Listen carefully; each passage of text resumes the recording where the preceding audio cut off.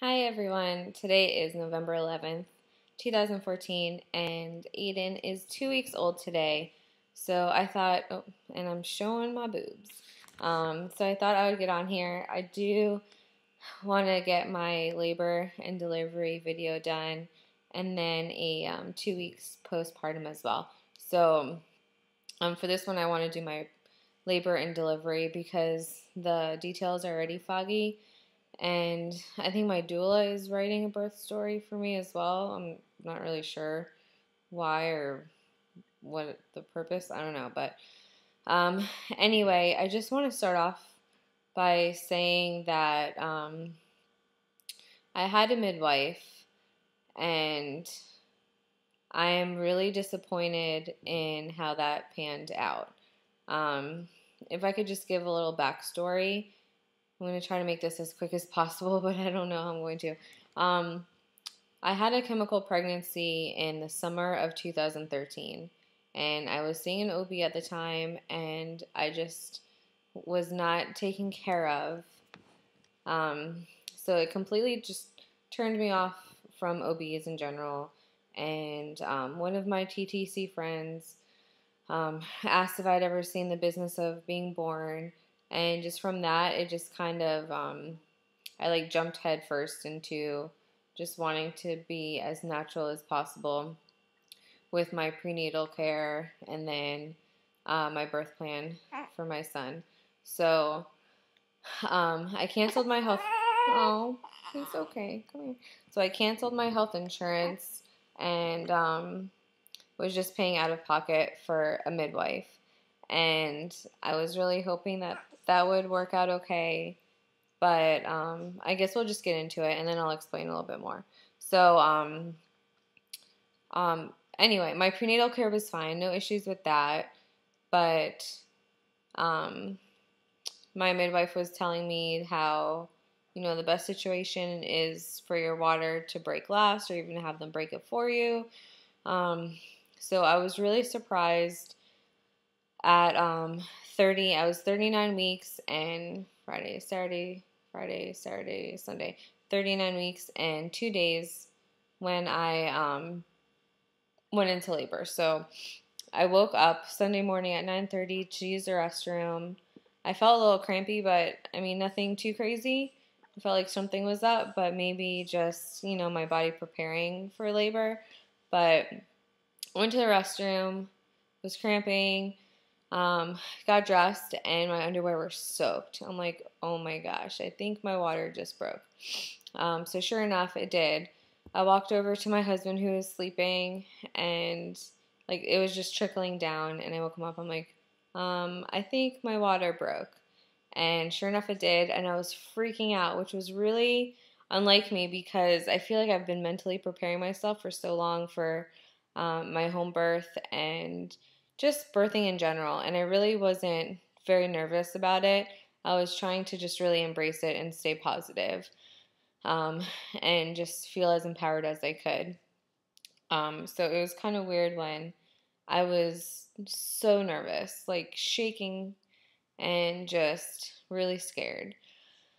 So anyway, after that, I reached out to my midwife and my doula, and they didn't get to my house until around 2:30, I believe it was. So that whole time I was nervous and just with my husband. I didn't feel the baby move, so he ran to the store to get me orange juice, and I think I might have felt him once. So I was definitely nervous. I wanted my birth team here ASAP, and I really wasn't thrilled how long it took them. And granted, I know that, it can be a long process, and it's not like, even if I were to go to the hospital, it's not like I would have necessarily gone to the hospital right then. Although my water broke, so maybe I would have, but you know what I mean. You just, if there's any concern in your head, you don't want to not be taken care of in that situation. So she got here, checked me. I was dilated a fingertip still, which is what I was dilated at my last appointment, which was I think my 37-week appointment because I wasn't checked at my 38-week appointment. So it wasn't dilated. I was confirmed that my water broke, which I already knew. And at that point, we just spent the next about 4.5 hours trying to naturally get the ball rolling. So we were doing nipple stimulation with my breast pump, and then we do 10 minutes of that, and then I'd walk around the block a few times, come back in. She'd put some like crystal things under my tongue. I don't know what they were. They're some natural things that were supposed to help. I have no idea. But we did that for a while. Nothing helped. So then she's talking about transferring me. And I am already on board with that because I just had a feeling that I was going to need to go to the hospital. It was just in the back of my mind that after all this time, it was just, I was going to end up in the hospital, and I wanted to end up at the hospital at this point. So she mentioned bringing me to a hospital in Miami, which is nowhere near, not close at all to where I live. Like, there's a million other hospitals along the way, and I don't know, I just thought it was kind of weird that she wanted to take me to Miami. It would have taken about an hour to get there from here, and I just didn't feel comfortable. So luckily, my friend is a labor and delivery nurse about 10 minutes from me, and it's crazy because she actually just transferred to labor and delivery. She's been a nurse for a while, but worked more admin lately, and then prior to that, she worked in ICU, I think, or something. So she was on duty, thankfully. I called her. She was like, yeah, come on in. So packed my hospital bag because, again, I didn't think I was going to need to pack a hospital bag.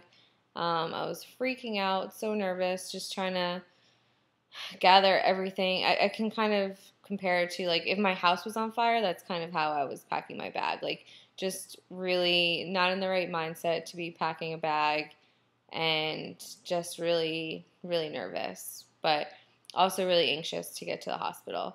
So we get to the hospital. It takes a little while. It's between registering and waiting for them to come and get me. So my contractions actually started finally picking up when we got to the hospital, when we were registering. Like, nothing crazy, but definitely more intense. So we checked into the hospital. I was still not dilated, so that was really frustrating. My doula was with me. My midwife was there for about 20, 30 minutes, if that, and she left. So, I mean, that's fantastic that, I paid all this money for her to not even stick around when technically she was on my watch. So that was really just, not that I even wanted her there, but I feel like it should have been my option instead of her just saying she was leaving. So that wasn't cool. So anyway, so I started to progress finally and naturally. I got on the yoga ball. My doula was trying to help motivate me.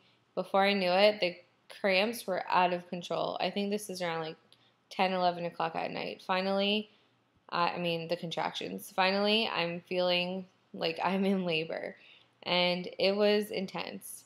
I thought that I was going to have a really high pain threshold because my period cramps were so bad, but it was just unbearable. It was so bad, and I think it would have helped if I would have been able to get in the water or, not have all the IVs on me and be able to move around more, but it was just so hard. It was so, so hard.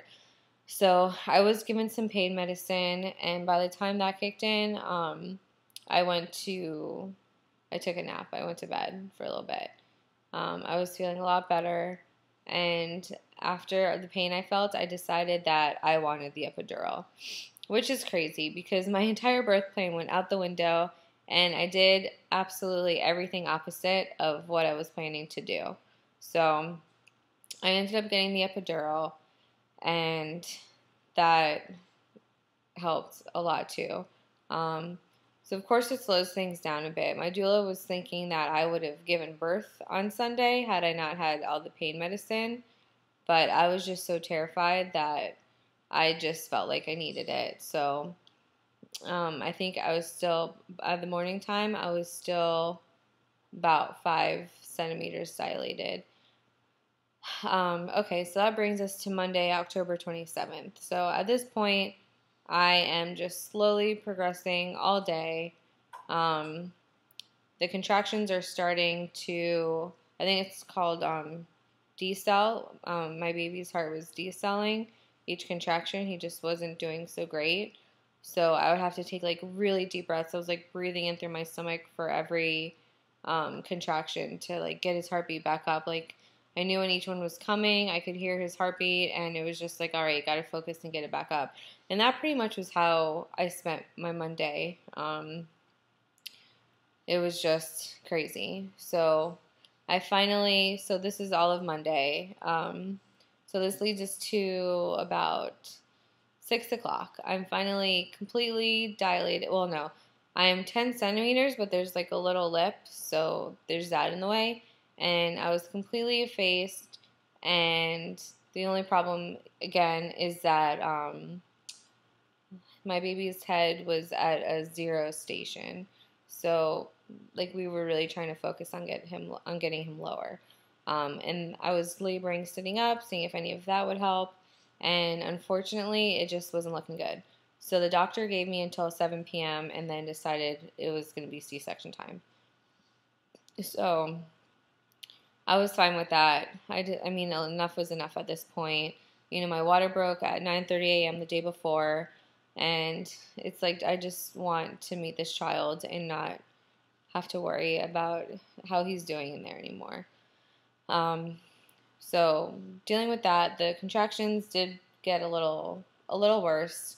So my doula was helping me kind of work through those, like lifting my leg up and doing different things that definitely did help. So having a doula, even with having an epidural, was nice because she did give support that I wouldn't have had otherwise, of just maneuvering me in different ways and using essential oils and putting washcloths on my face and stuff like that, and just doing whatever she could to make me feel comfortable. So anyway, at this point, we received the news. It's time to do the C-section. They're going to prep me for it. It's going to take about an hour. I don't know why, but at 7 o'clock, we decided, okay, I'm going to have the C-section at 8. So just kind of hanging out, seeing what else can happen. And my nurse comes in, and she checks me, and I'm kind of surprised as to why, considering we all know I'm getting the C-section. And then she tells me, okay, mommy, you're going to push soon. Your next contraction, you're going to bear down and push. And I'm thinking, oh my God, are you serious? Like, am I going to be able to have this baby vaginally now? So I think I gave it 2-3 pushes, and he just was not low enough. It would have just taken hours longer, probably. So it was nice that I experienced pushing, but unfortunately, it just didn't happen for me. So I was brought into the operating room, and I was really nervous because, you know, I've only prepared for this mentally for an hour now after thinking I was going to give birth at home in the water. Like, I'd prepared for that for so long. Like, I had all my supplies at home. And, you know, here I am next in the operating room on the table. But at this point, I just could not wait to meet my baby. So they prep me. I'm freezing. I'm like freaking out. I'm just so uncomfortable. My husband finally comes in. He came in after they started cutting me because I could feel it. It didn't hurt. It was just a lot of pressure. I don't think I had enough. I don't think they gave me enough medication because I felt every cut, and it was just not great. But, I mean, at the end, it's fine because they had him out so fast, and he cried right away. And it was such an amazing feeling I couldn't believe he was here after such a long labor. And, you know, being pregnant, obviously, you just feel like the time is never going to come sometimes to actually meet your child. And it was just amazing. We were just listening to him cry. My husband and I were just looking at each other, and he was telling me how I did such a good job, and he was here, and just the look in his eyes, like, makes me want to cry because he's just not very emotional, and his eyes were tearing up, and it was so cute. Like, it's just a memory that I wish I had taped because it was so special. So we're stealing glances at Aiden, and I'm getting stitched back together.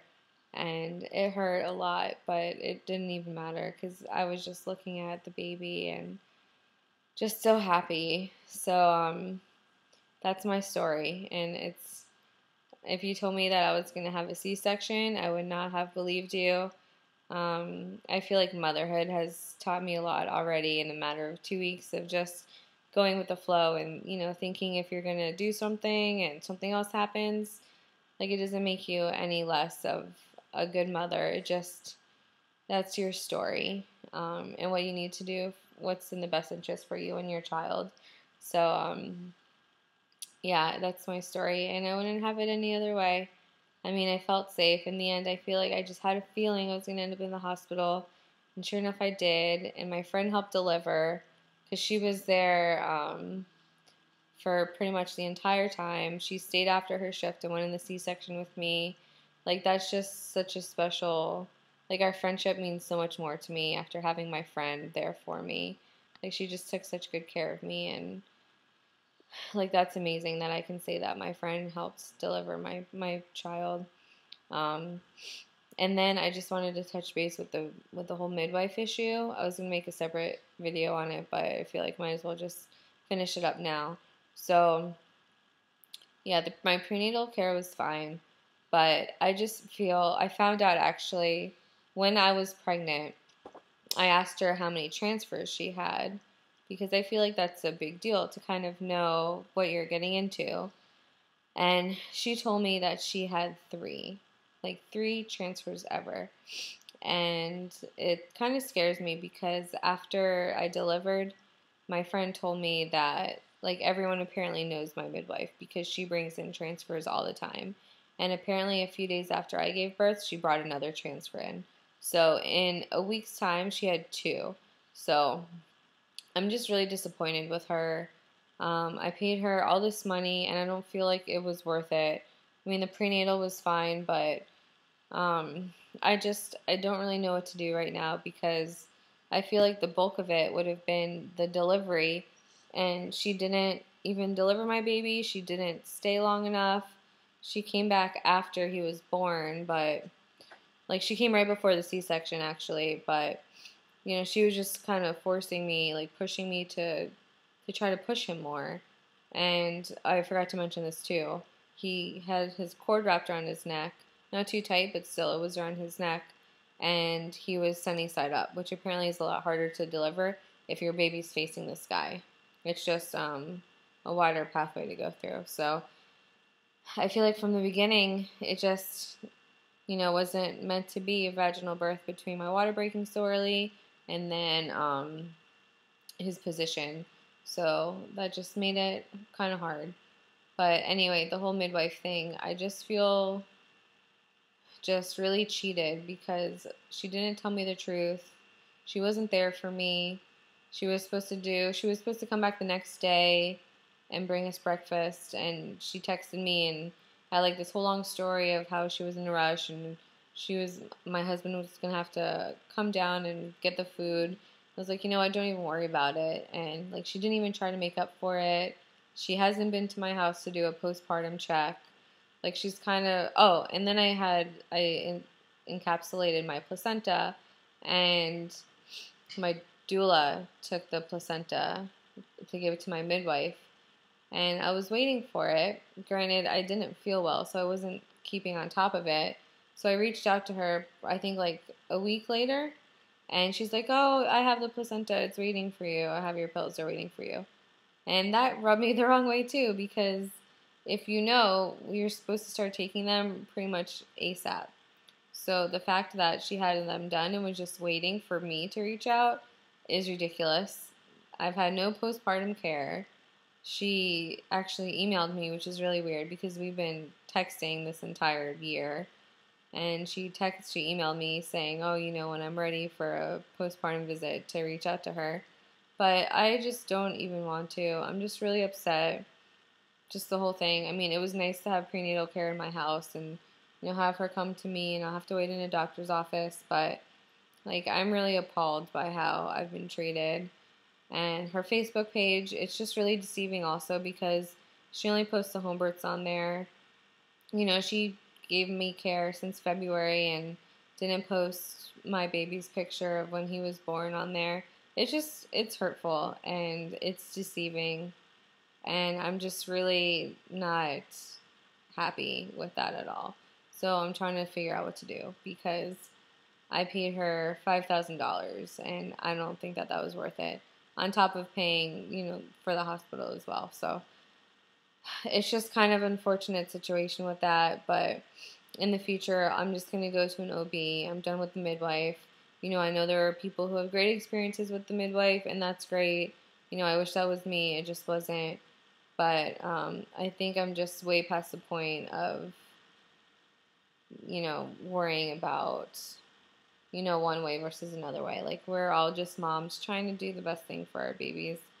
And that's all I'm trying to do, For number 2, I feel like I'll just have a little bit more information and know what I feel comfortable with after what I've been through. But that is my labor and delivery story. The little munchkin is sleeping right now. Breastfeeding is going well. I'm going to do an update on him for his 2 weeks. But I don't want to bother him. He's sleeping, and I'm kind of hanging out over here. So if you have any questions, please don't hesitate to ask. And I will see you guys in my next video. Bye.